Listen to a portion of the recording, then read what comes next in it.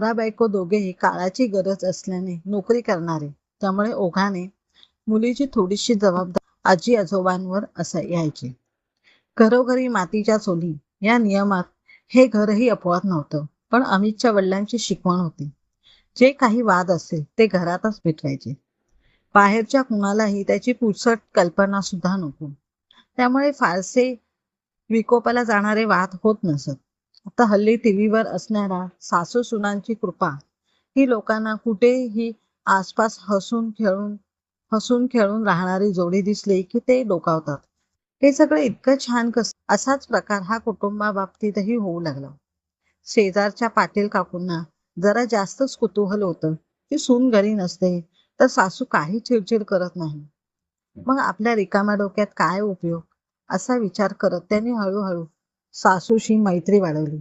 पण तरीही काही हाताला लागेना.